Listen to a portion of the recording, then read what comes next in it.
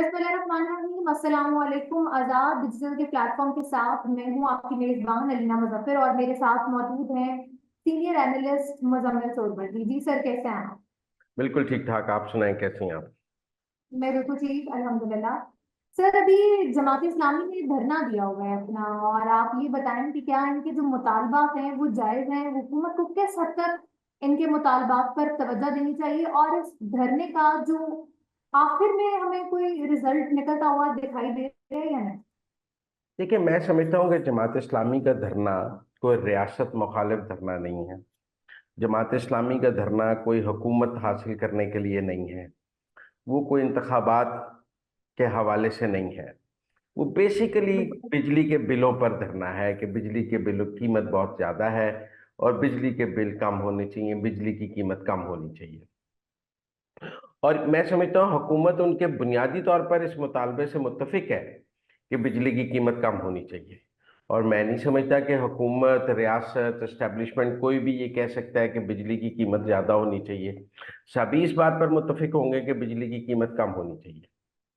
हम्म। अब कैसे कम हो, इस पर जरूर इख्तलाफ हो सकता है। जमात इस्लामी का ख्याल है कि आईपीपी से मुआहदे ख़त्म कर देनी चाहिए, उनकी कैपेसिटी पेमेंट्स ख़त्म कर देनी चाहिए।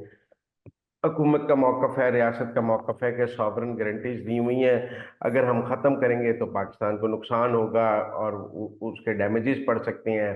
और रियासत की गारंटी का और हुकूमत की गारंटी की कोई वर्थ है और उस वर्थ को इस तरह ख़त्म नहीं किया जा सकता।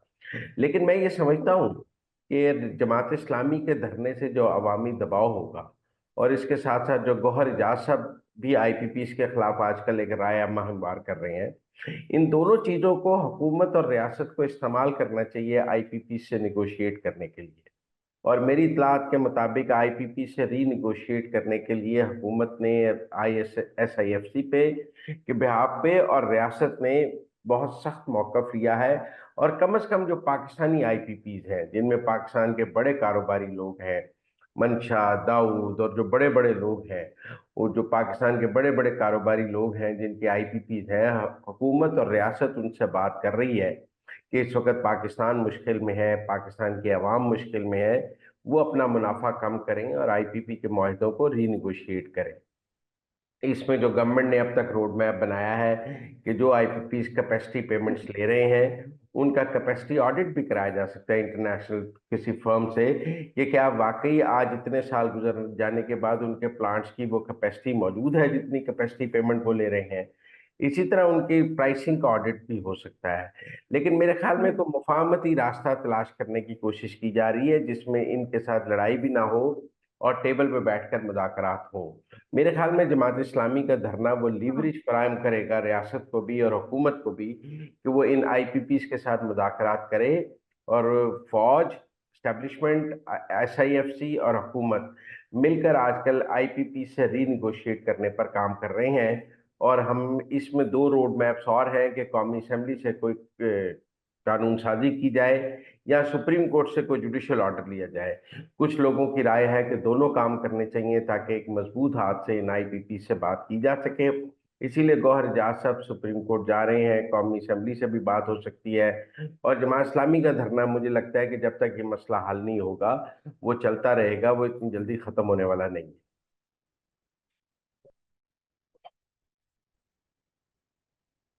सर, आईपीपीज के मामले की आप बात करें तो ये वैसे ही बड़ी देर बाद जो है हमारी तवज्जो का मरकज बना है, जबकि इसको पहले हमारी तवज्जो का मरकज बन जाना चाहिए। फिर रीनेगोशिएशन की बात भी हो रही है, तो आपको लगता है कि रीनेगोशिएशन ही वो वाहिद हल है जिससे करंट सिस्टम जो है उसको कोई एज मिलता हुआ हमें दिखाई दे रहा है?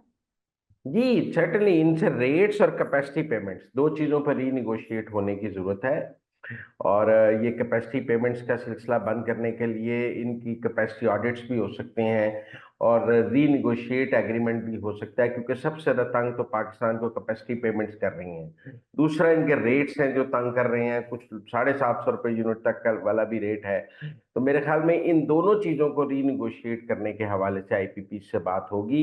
एक, इनके रेट्स भी रीनिगोशिएट होने वाले हैं, और दूसरा साथ साथ इनके जो कैपेसिटी पेमेंट्स हैं उसका फॉर्मूला भी रिवर्स होने की जरूरत है। तो ये दोनों चीजों के पे रीनिगोशिएट होना है। कोई आईपीपी बंद करने की या इनसे मुआहदे मंसूख करने की जरूरत नहीं है। इनकी बिजली की पाकिस्तान को जरूरत है, सिर्फ इनकी कैपेसिटी पेमेंट्स तंग कर रही हैं और इनके रेट्स तंग कर रही हैं, और ये दोनों चीजें रीनिगोशिएट होने वाली हैं। एक दफा जो पाकिस्तानी मालकान के आईपीपी हैं हमने उनके रीनिगोशिएट कर लिया, तो फिर चाइनीज भी हमारे साथ कर लेंगे। देखिए ना, जब हम अपने मुल्क के लोगों के से रिलीफ ले लेंगे तो फिर हम चाइना से बात करने की पोजीशन में होंगे। अभी हम चाइनीज से बात करते हैं तो वो कहते हैं जिस रेट पर आप अपने पाकिस्तानी कारोबारियों को पैसे दे रहे हैं हमें भी दे दें।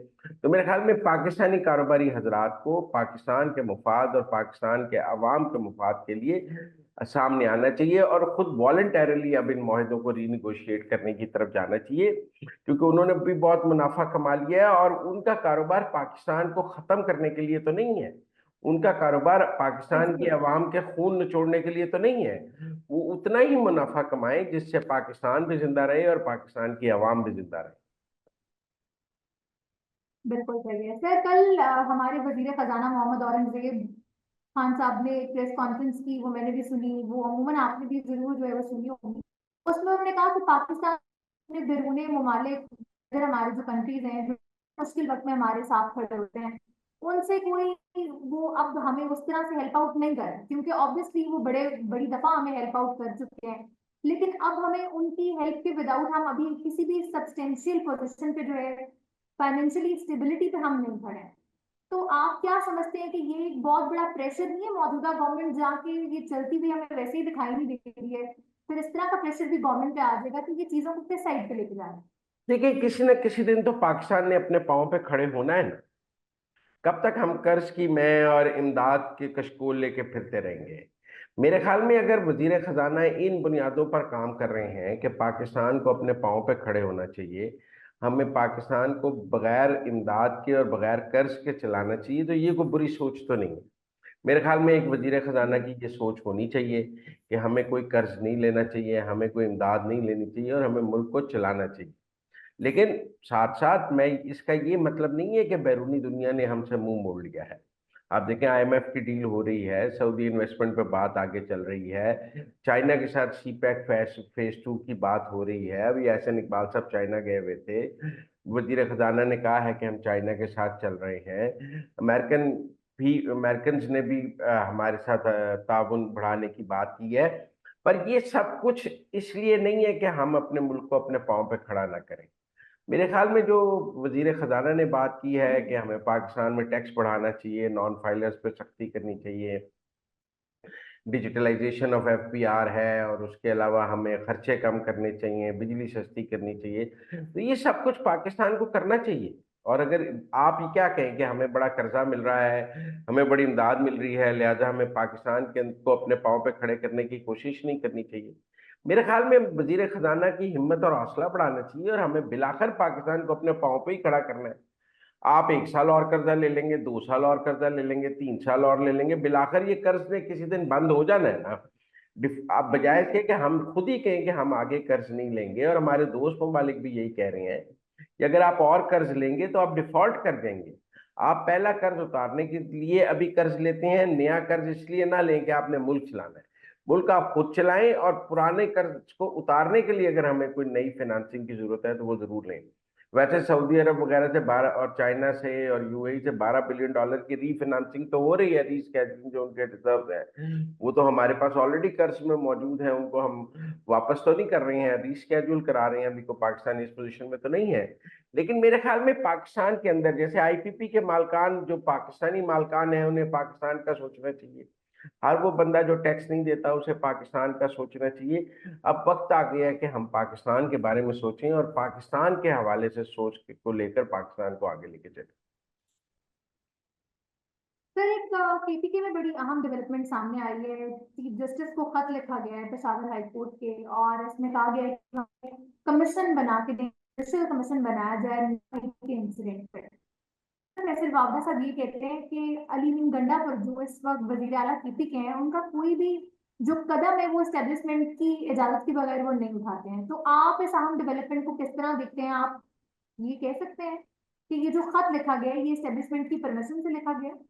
नहीं, मैं नहीं समझता, क्योंकि एस्टेब्लिशमेंट तो जो 9 मई पर जुडिशल कमीशन बनाने के हक में नहीं है, और डीजीआई जी जी। एसपीआर मुतअद्दिद दफा जो है 9 मई पर जुडिशल कमीशन बनाने को रेडिक्यूल कर चुके हैं। बल्कि उन्होंने कहा फिर 2014 के धरने पर भी बना लें। तो मैं नहीं समझता कि एस्टेब्लिशमेंट कोई 9 मई पर जुडिशियल कमीशन के हक में है। एस्टेब्लिशमेंट तो 9 मई के मिलिट्री ट्रायल्स के हक में, जुडिशियल कमीशन के हक में नहीं है। एस्टेब्लिशमेंट तो 9 मई के मुल्जमान का मिलिट्री ट्रायल कोर्ट्स में ट्रायल चाहती है, वो जुडिशियल कमीशन के कैसे हक में हो सकती है? और वो तो अभी तक इस कोशिश में है कि 9 मई के तमाम मुल्जमान का मिलिट्री कोर्ट्स में ट्रायल हो। सुप्रीम कोर्ट में नजरसानी पेंडिंग है।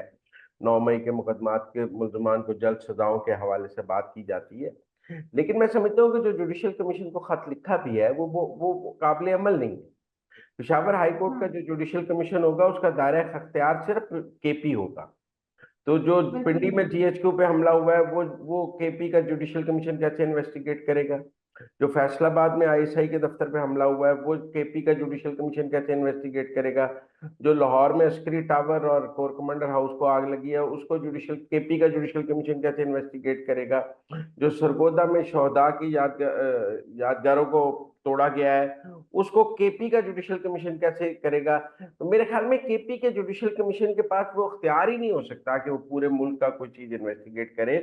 हाई कोर्ट्स का एक महदूद अख्तियार है, वो अपने दायरे अख्तियार में, जोग्राफियाई दायरे अख्तियार में जो है वो काम करते हैं।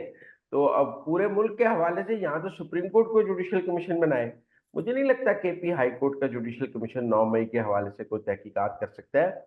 बल्कि मैं समझता हूँ chief justice Peshawar high court को केपी गवर्नमेंट की इस दरखास्त को मुस्तरद कर देना चाहिए। उनको कहना चाहिए कि ये तो मुल्क के 36 शहरों में हुआ है, केपी से बाहर भी हुआ है, तो केपी के जुडिशियल कमीशन इस पे कैसे तफ्तीश कर सकता है?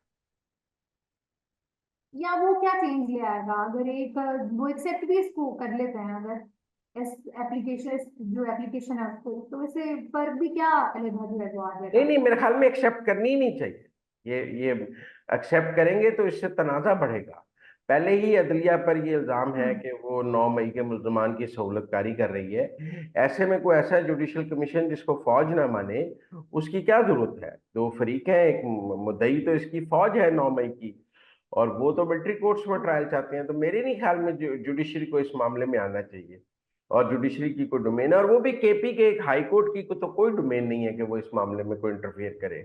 जो जुडिशियल कमीशन बनेगा भी तो पूरे मुल्क की सतह पर सुप्रीम कोर्ट से बन सकता है, हाई कोर्ट से तो नहीं बन सकता। फिर लाहौर हाई कोर्ट अलग बनाएगा, सिंध हाई कोर्ट अलग बनाएगा, केपी हाई कोर्ट, हर हाई कोर्ट में अलग अलग जुडिशियल कमीशन बनेगा, क्योंकि फिर लाहौर वालों के लिए तो लाहौर हाई कोर्ट बनाएगा। और फिर जो इस्लाम जो के सिंध कराची में हुआ है उसके लिए सिंध हाई कोर्ट बनाएगा। फिर तो आपको हर हाई कोर्ट्स में अलग अलग जुडिशियल कमीशन बनाने पड़ जाएंगे, और हर जुडिशियल कमीशन हम्म। की अलग अलग रिपोर्ट होगी, तो यूनिफॉर्मिटी भी नहीं रह सकती। बिल्कुल ऐसे ही है सर। इसी के साथ हमारा आज के प्रोग्राम का वक्त भी अपने अख्ताम को पहुंचता है। आपसे मुलाकात होगी नेक्स्ट प्रोग्राम में, तब तक के लिए अल्लाह हाफ़िज़।